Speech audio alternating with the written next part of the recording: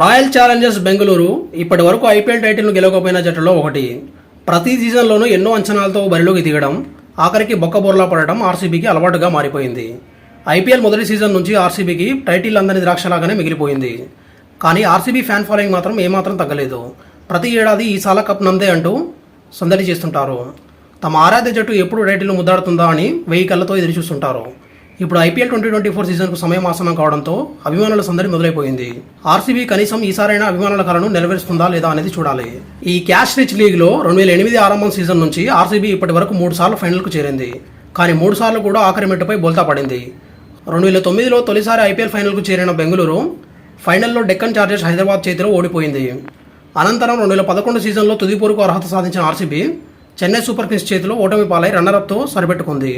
అనంతరం 2016 సీజన్లో విరాట్ కోహ్లీ సారథ్యంలో వరుస విజయాలతో ఆర్సీబీ ఫైనల్కు దూసుకెళ్లింది. కానీ మళ్లీ హైదరాబాద్ ఫ్రాంచైజీ చేతిలోనే పరాభవం ఎదురైంది. ఆ తర్వాత 2017, 2018, 2019 సీజన్లలో దారుణంగా విఫలమైన ఆర్సీబీ వరుసగా 2020, 2021, 2022 సీజన్లలో ప్లే ఆఫ్స్కు అర్హత సాధించింది.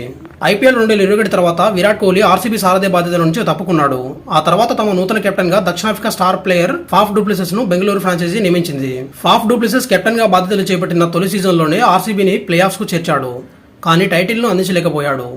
ఐపీఎల్ 2022 సీజన్ క్వాలిఫైయర్ 1లో రాజస్థాన్ రాయల్స్ చేతిలో ఆర్సీబీ ఓటమి పాలైంది.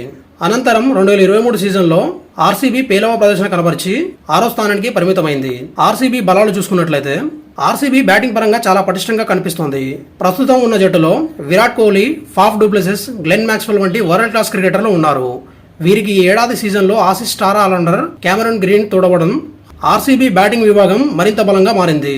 క్యామరన్ గ్రీన్ కు బౌలింగ్, బ్యాటింగ్ లో రాణించే సత్తా ఉంది.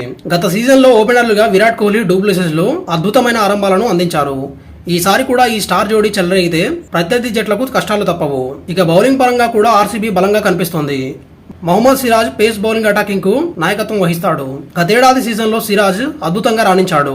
అతడితో పాటు ఈ ఏడాది సీజన్లలో Kiwis speed star Lockie Ferguson, West Indies pace bowler Alzarri Joseph, Tom Curran వంటి వారు కొత్తగా ఆర్సీబీలో చేరారు. దీంతో ఆర్సీబీ బ్యాటింగ్, బౌలింగ్ పరంగా సమతూకంగా కనిపిస్తోంది. ఆర్సీబీ బలహీనతలు చూసినట్లయితే ఆర్సీబీకి ప్రధాన బలహీనత బెంచ్ బలం. ఆర్సీబీ బెంచ్ స్ట్రెంత్ బలంగా లేదు. బెంగళూరు ప్రతి సీజన్లోనూ ఒకే ప్లేయింగ్ 11 పై ఆధారపడుతూ వస్తుంది. పెద్దగా మార్పులు చేయరు. దానికి కారణం బెంచ్లో సరైన ఆటగాళ్లు లేకపోవడమే. ఈసారి కూడా ఆర్సీబీ ఫారెన్ ఆటగాళ్లపైనే ఎక్కువగా ఫోకస్ పెట్టింది. మనోజ్ భాండగే, సౌరవ్ చౌహాన్ వంటి స్వదేశీ ఆటగాళ్లను ఆర్సీబీ సొంతం చేసుకున్నప్పటికీ వీరెవ్వరికీ పెద్దగా అనుభవం లేదు. అంతేకాకుండా గత కొన్ని సీజన్లుగా జట్టులో కొనసాగుతున్న అనుజ్ రావత్ కూడా పెద్దగా ఆకట్టుకోలేకపోయాడు. కానీ ఆర్సీబీ ఈసారి కూడా అతనిని రీటైన్ చేసుకుంది. అనుజ్ రావత్ ఇప్పటివరకు 19 ఐపీఎల్ మ్యాచ్ల్లో కేవలం ఒక్కసారి మాత్రమే 50+ స్కోర్ చేశాడు. గత సీజన్లో మరో యువ ఆటగాడు మహిపాల్ లమ్రోర్ పై కూడా ఆర్సీబీ భారీగా ఆశలు పెట్టుకుంది. కానీ మహిపాల్ లమ్రోర్ ఆర్సీబీ అంచనాలను అందుకోలేకపోయాడు. మరో యువ ఆటగాడు సుయాష్ ప్రభుదేశాయ్ పరిస్థితి కూడా అంతంత మాత్రమే. మరోవైపు wicket keeper batter Dinesh Karthik పైనే అందరి దృష్టి నెలకొంది. తన కెరీర్లో చివరి ఐపీఎల్ ఆడనున్న దినేష్ కార్తిక్ ఎలా రాణిస్తాడు అని ఆతృతగా ఎదురు చూస్తున్నారు. గత సీజన్లో అయితే దినేష్ కార్తిక్ దారుణమైన ప్రదర్శన కనబరిచాడు. దినేష్ కార్తిక్ మినహా సరైన వికెట్ కీపర్ కూడా ఆర్సీబీలో లేడు. ఇక ఆర్సీబీ స్పిన్ విభాగంలో పేలవంగా కనిపిస్తోంది. అంతర్జాతీయ స్థాయిలో అనుభవం ఉన్న ఒక్క స్పిన్నర్ కూడా ఆర్సీబీలో లేడు. గ్లెన్ మ్యాక్స్వెల్ ఉన్నప్పటికీ పార్ట్ టైం బౌలర్ గా మాత్రమే అందుబాటులో ఉంటాడు. ఇక ఐపీఎల్ 2024లో ఆర్సీబీ తమ తొలి మ్యాచ్ లో మార్చి 22న చెన్నై సూపర్ కింగ్స్ తో తలపడనుంది. Thank you for watching.